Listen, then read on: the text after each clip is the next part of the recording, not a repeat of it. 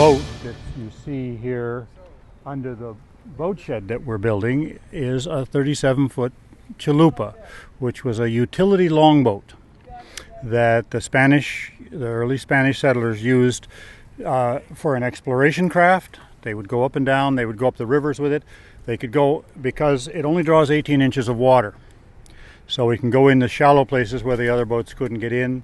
They used it a lot to bring supplies and equipment and men and material in from the naus and the galleasses and the bigger ships that couldn't get over the bar into St. Augustine. They just dredged that same bar for the very same reason. But in those days, the big ships couldn't get in, and so they would use these chalupas as sort of utility trucks. So they would bring everything into St. Augustine in those chalupas. And the one we're building is based upon an actual chalupa that was being used as a whaling boat by the Basque whalers, northern Spain. All Menendez and all of his people were from north of Spain. They were from Asturias, Galicia in the larger area, but the northern part of Spain, which is on the north, it's on the Atlantic, next to France, and there was all kinds of corsairs and warfare and back and forth with the French. But so the northern Spaniards were excellent sailors, and so they also explored the fishing banks. And so in 1565 there was a Basque whaling ship up off of Labrador, and it went down in a storm. And tied to that boat was a chalupa that fell underneath that when it went down. And it fell down in the cold water there, and it sat there for 425 years. Wow. Without rotting, with no worms, with nothing. So when the divers, the marine archaeologists started exploring this wreck, they pulled this wreck up and they found the chalupa underneath it in perfect condition. It was flat, but it was in condition. So in Red Bay, Labrador, there is now a national park built around the Red Bay chalupa.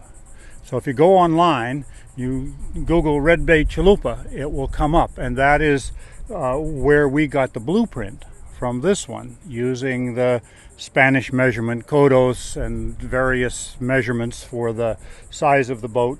So this boat is 20 codos long. Codo is about 1.9 feet, almost 2 feet. So it's almost 40 feet, but just under that. But, yeah. So you're basically building the replica of the chalupa, and you're building this thatched shelter as well simultaneously. Right, we're building an astillero, which is the Spanish for boatyard. So we're building a boatyard to protect the builders from the heat and the rain, and this will be then semi-permanent fixture belonging to the Fountain of Youth. This group of volunteers that was here and I have gathered all this material. We've gone out in the woods, we've cut it, we've brought it in trailers. All this material you see here is the shavings off of the logs that were peeled with a draw knife. So that's... I've got a lot of this in my yard. You can come to my house. Oh, yeah. You see, these are the shavings from mostly the rafters, but from all of the structural timbers that we put up. These were all standing trees with bark and leaves on them 2 months ago. How long would it normally take you to build, say, the boat, if you had the funding, you had everything you needed? With the proper assistance, he could build a boat in 2 months. Now, he's not engaged full-time because of our sort of cash flow, so he's only working half-time for us. And so half-time with volunteers, we figure it'll take 4 months.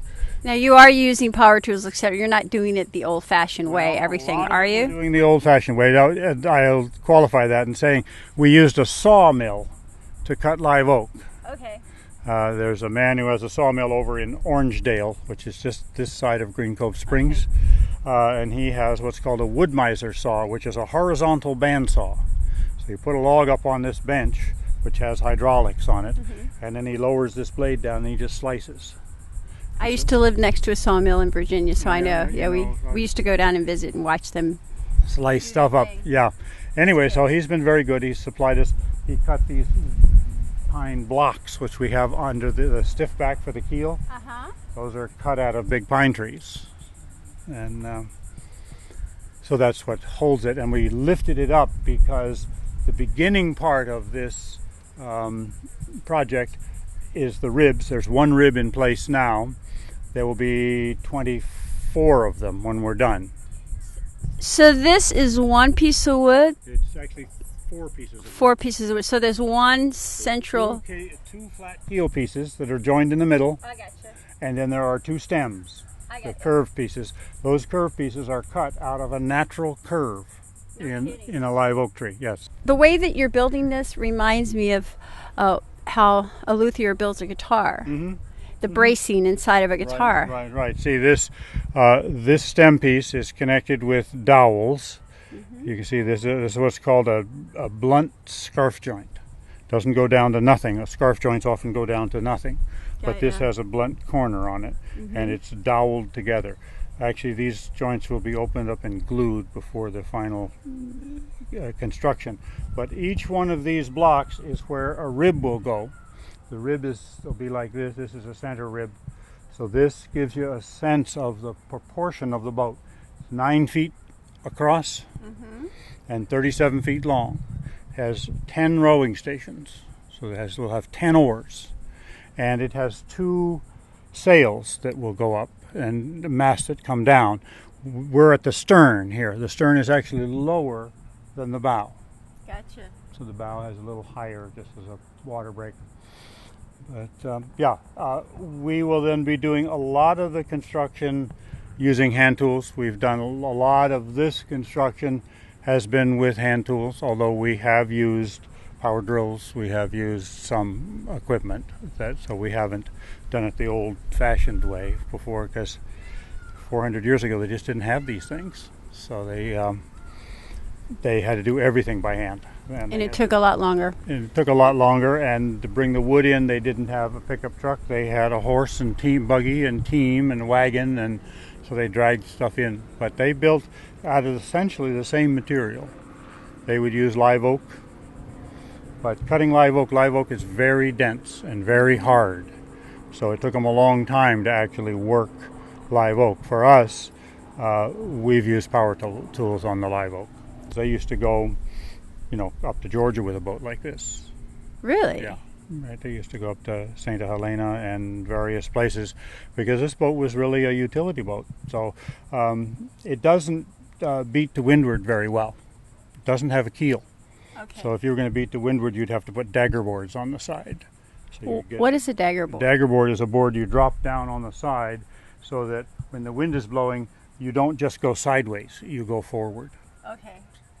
They used boats that were probably similar to these boats to move the coquina, because they would have to get them across the Matanzas, which is a bay, a river. It's just an opening in the inlet.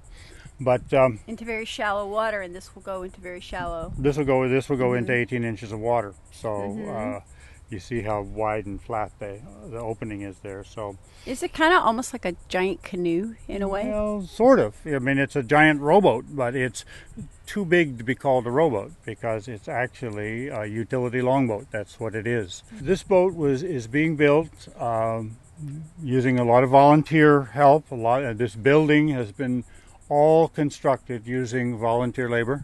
We invited people to become members of the foundation. So for $20, you become a member of the foundation. And we now have about 75 members. No kidding. And we have about 150 people who have expressed interest by signing one of these sheets at various functions. And so we stay in touch with those people. When we have functions, they're on our email list. We keep up with our volunteers and with what we're doing with a website. And on the website, there are several functions on the website. You can become a member. On the website, there's a membership application page. There's information on the boat shed. There's information on boat building. There's information on the Chalupa. And we also have a blog, which I have kept record of this progress since probably November. So you can see step by step photographs, Right. every week, every 4 or 5 days I'll take photographs, which I'll do again today, showing how far we've gotten, and I'll post that on the blog. Wonderful. Now, do you have a date when you think you'll be done at this point? Our tentative date for launching this boat is October, November. And one of the things that we're doing now is we're in the fundraising phase, and on the website we have a PayPal site donate button, and we encourage people to participate by making whatever donations you may to help the project along.